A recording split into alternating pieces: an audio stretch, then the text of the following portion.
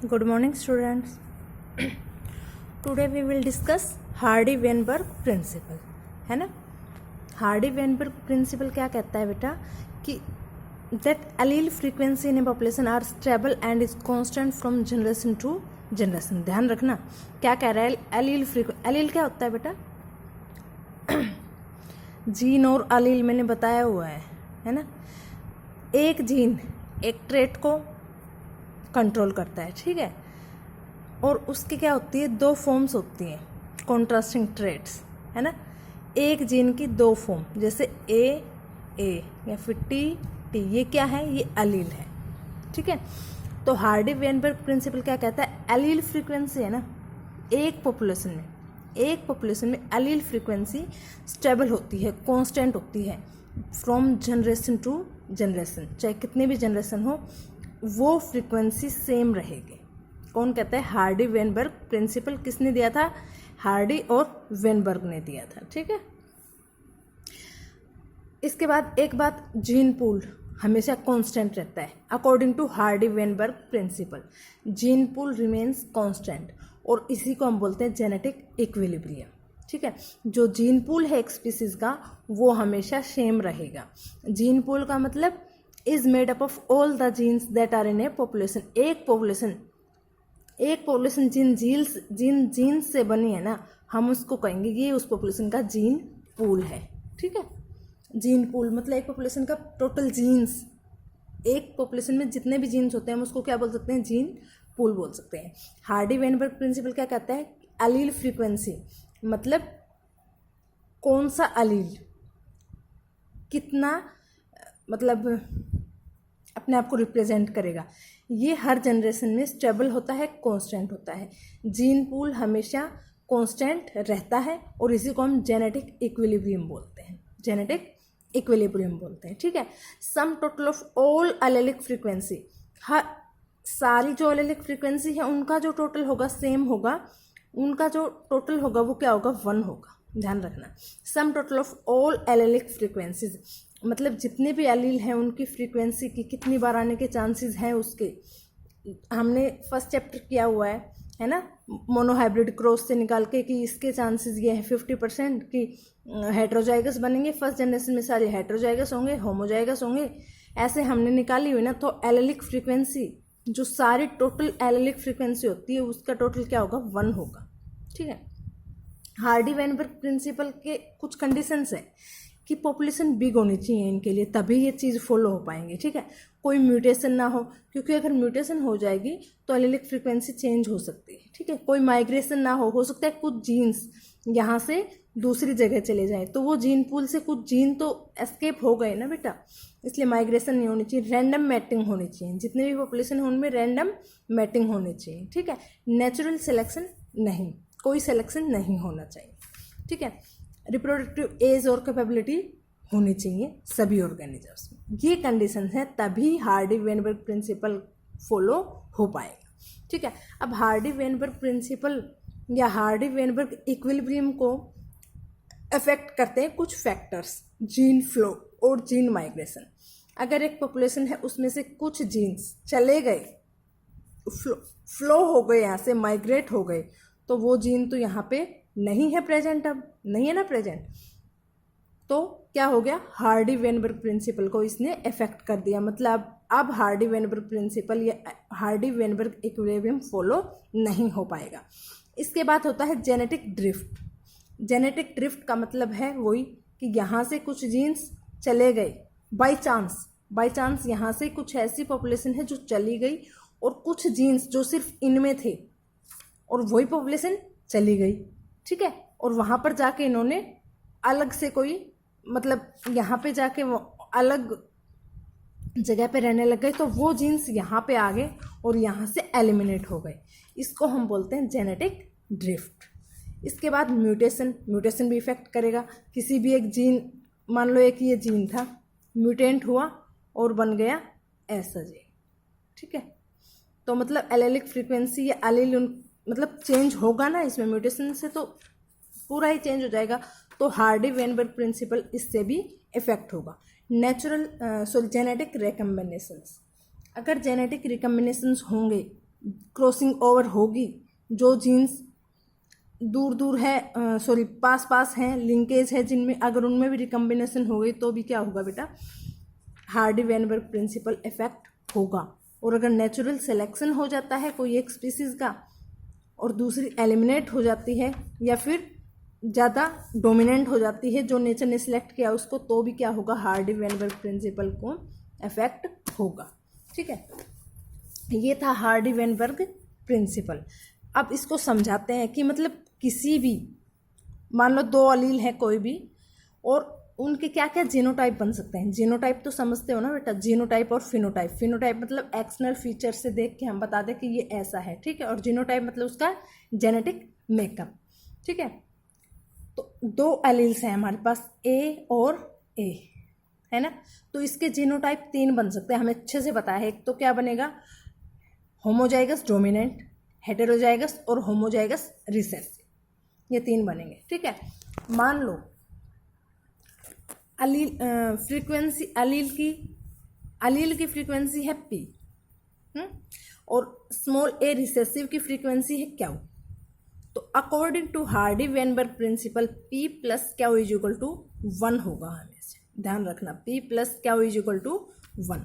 अगर फ्रीक्वेंसी ए की ए homozygous dominant है तो इसकी फ्रीक्वेंसी क्या होगी, पी स्क्वायर, पी, क्योंकि हमने ए की फ्रीक्वेंसी को पी मानना है ना, हार्डी वेनबर्ग समझाने के लिए बता रही हूँ बेटा। ठीक है, फ्रीक्वेंसी ऑफ रिसेसिव की क्या होगी, डबल ए होगी, यानी कि क्यू, डबल क्यू होगा, क्यू स्क्वायर।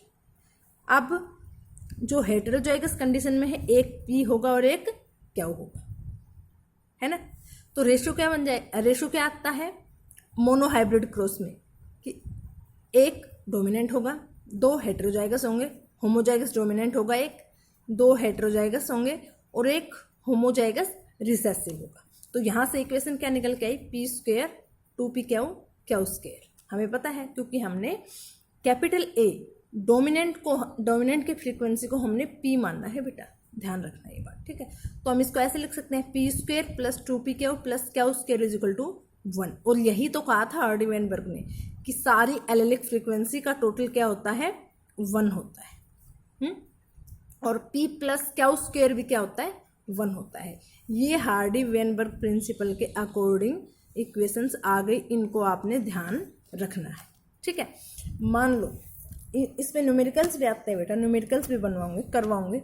अगर फ्रीक्वेंसी होमोजाइगस डोमिनेंट की 36% है, ठीक है, और हेटेरोजाइगस की 48% है, 48% है तो मतलब 24 तो होगी ए की, कैपिटल ए की, और 24 होगी स्मॉल ए की, ये भी ध्यान रखना।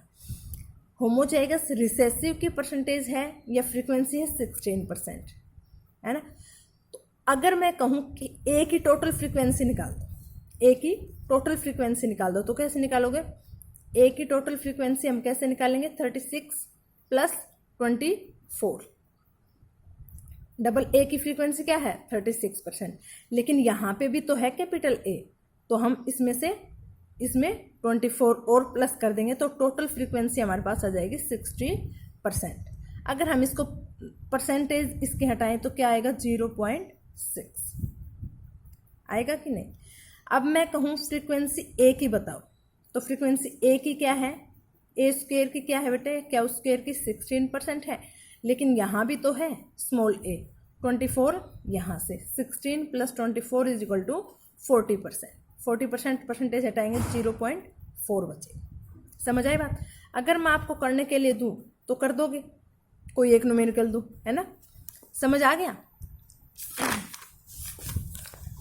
मान लो फ्रीक्वेंसी ए है P, frequency of A is equal to P, frequency of small A is equal to Q, तो हमेशा क्या होगा, P plus Q is equal to 1।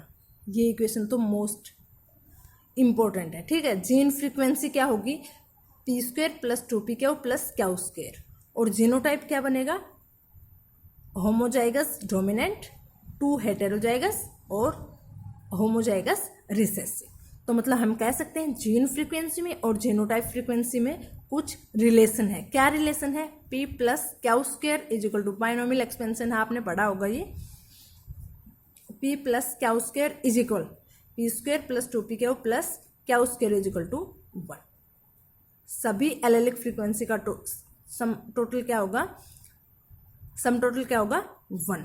P plus Q is equal to 1, और यही है हार्डी-वेनबर्ग प्रिंसिपल। ठीक है, किसी की भी फ्रीक्वेंसी अगर आपको ए की फ्रीक्वेंसी दे दी गई है तो स्मॉल ए की निकाल लोगे। कैसे?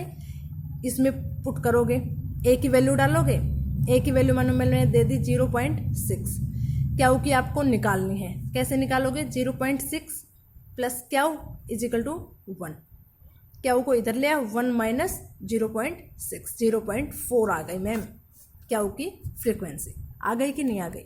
अगर मैं कहूँ कि 2P क्यू की निकाल दो, P की दे रखी है, क्यू की दे रखी है, तो 2P क्यू की निकाल सकते हो। जैसे यहाँ से हमने P की 0.6 है और 0.4 है क्यू के, तो 2P क्यू में रख दो। हेटेरोजाइगस, मैं बोलूँ हेटेरोजाइगस की निकाल दो आप। हेटेरोजाइगस का क्या होगा? 2P Q. P की वैल्यू है हमारे पास क्या है? 0.6, और क्यू की क्या है? 0.4, जो हमने अभी निकाली थी। ये आ जाएगी हेटेरोजाइगस की 0.48। आ गई ना? ऐसे ही न्यूमेरिकल्स पूछे जाएंगे कि ए की फ्रीक्वेंसी बताओ, स्मॉल ए की बताओ, या फिर हेटेरोजाइगस की बताओ। ठीक है, समझ आया? Hardy Weinberg principle. इसके बाद है बेटा नेचुरल सिलेक्शन। जो नेचुरल सिलेक्शन मैंने बताया था ना, उसके 3 टाइप बता रखे हैं, स्टेबिलाइजेशन, डायरेक्शनल चेंज और डिसरप्टिव चेंज। ठीक है, एक नेचर ने सिलेक्ट कर लिया एक चीज़ को, या एक जीन को, या एक किसी मतलब स्पीसीज के कैरेक्टर्स को नेचर ने क्या कर लिया? उसको सिलेक्ट कर लिया, तो ऐसा ग्राफ बन जाएगा। ठीक है, मान लो ये है एक्सट्रीम कंडीशंस में, यहाँ भी एक्सट्रीम, ये नॉर्मल कंडीशंस है। ठीक है, और उसने नॉर्मल वाले को, नेचर ने नॉर्मल वाले को सिलेक्ट कर लिया, तो स्टेबल ग्राफ बनेगा। ठीक है, स्टेबल हो जाएगी, स्टेबलाइजेशन होगी, मतलब नैरो होती जाएगी। एक्चुअल में जो थी वो ये थी। ये भी चल रहे थे एक्सट्रीम वाले भी, ये भी मान लो कोई एक्सट्रीम वाइट रेड है, यहाँ पे एक्सट्रीम डार्क रेड है, और यहाँ पे मीडियम कलर का रेड है। ठीक है, और नेचर ने किसी कारण से भी, बेटा समझने की कोशिश करो, किसी भी रीजन से नेचर ने इनको सिलेक्ट कर लिया, तो इनकी पॉपुलेशन क्या हो जाएगी? इंक्रीज होती जाएगी। ठीक है, और इनकी क्या हो जाएगी? डिक्रीज हो जाएगी। तो ऐसी सिचुएशन को हम बोलेंगे कि नेचुरल सिलेक्शन स्टेबल है, स्टेबिलाइजेशन शो कर रहा है। ठीक है, दूसरे में क्या कहेगा? डायरेक्शनल चेंज, कि मतलब कोई भी किसी को भी नेचर ने सिलेक्ट किया है, शिफ्ट होगी वो कर्व। ठीक है, शिफ्ट होगी मतलब डायरेक्शनल चेंज होगी उसके। और थर्ड है डिसरप्टिव। डिसरप्टिव मतलब ऐसे। ठीक है, ये एक्सट्रीम कंडीशन, ये भी एक्सट्रीम कंडीशन, ये नॉर्मल वाली। ठीक है, इस बार नेचर ने एक्सट्रीम्स को सेलेक्ट किया है, बीच वाले को नहीं किया, तो हम इसको बोलेंगे डिसरप्टिव चेंज। क्या बोलेंगे? Disruptive change. ठीक है, जस्ट समझने के लिए एक बार एनसीईआरटी रीड कर लेना, आ जाएगा समझ। ठीक है, मेन बात है नेचुरल सिलेक्शन क्या है वो समझ आ गया। किसने बताया था? डार्विन ने बताया था। इन्फ्लुएंस किससे हुआ था वो ये बताओगे आप मेरे को। ठीक है, हाँ, और 3 टाइप के हैं, स्टेबिलाइजेशन, डायरेक्शनल चेंज और डिसरप्टिव चेंज। ठीक है, अब है बेटा हमने स्पेसिएशन क्या होता है। ठीक है, मैंने बताया था ह्यूगो डे वरीज वाले में स्पेसिएशन क्या होता है, कोई भी एक नई स्पीसीज बन जाना। ठीक है, speciation is how a new kind of plant और animal species is created. Plant हो सकता है, एनिमल हो सकता है, उसकी अगर कोई नई स्पीसीज बन जाती है तो हम उसको क्या बोलेंगे? स्पेसिएशन। किसी एक स्पीसीज से नई स्पीसीज बन जाना, इस प्रोसेस को हम बोलेंगे स्पेसिएशन। ठीक है, speciation occurs when a group within a species separate from other members of the species and develop its own unique characteristics। क्या कह रहा है बेटा? स्पेसिएशन कब होता है? जब मान लो ये आइलैंड है कोई, इसमें स्पीसीज रह रही है, किसी कारण से इस आइलैंड में क्या हो गया? ज्वालामुखी विस्फोट हुआ, या फिर कुछ भी मतलब बैरियर आ सकता है, हो सकता है बहुत बड़ा पहाड़ आ जाए बीच में, या फिर बीच में से खाई बन जाए बहुत ज़्यादा। तो ये जो स्पीसीज़ है, स्पीसीज़ दोनों तरफ है सेम, लेकिन अब ये यहाँ नहीं जा सकती और ये यहाँ नहीं जा सकती। अब इनके पास हैबिटेट, एनवायरनमेंट, खाने की चीज़ें सब कुछ इनके पास अलग है, इनके पास अलग है। तो ये यहाँ के अकॉर्डिंग अपने आप को मॉडिफाई कर लेगी, अल्टर कर लेगी, और ये स्पीसीज अपने आप को यहाँ के अकॉर्डिंग अपने आप को मॉडिफाई कर लेगी, अल्टर कर लेगी, है ना। तो मतलब जियोग्राफिकल बैरियर आ गया कोई, जिसके कारण ये स्पीसीज क्या हो गई बेटा, अलग अलग हो गई। बहुत टाइम बाद क्या होगी बेटा, हो सकता है ये जैसी एंसेस्ट्रल स्पीसीज थी वैसी रही हो, और इसमें कुछ ऐसे चेंज आ गए हों कि ये नई स्पीसीज बन गई हो।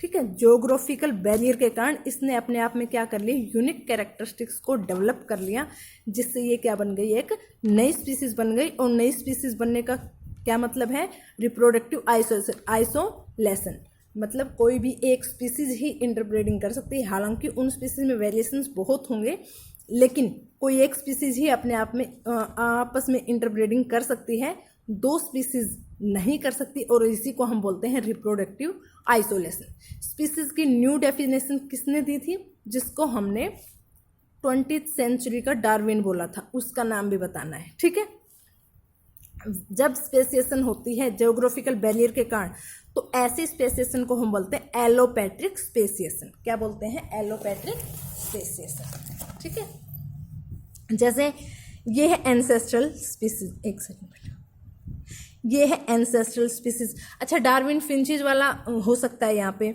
ये फिंचीज है जो एक्चुअल में थी एंसेस्ट्रल।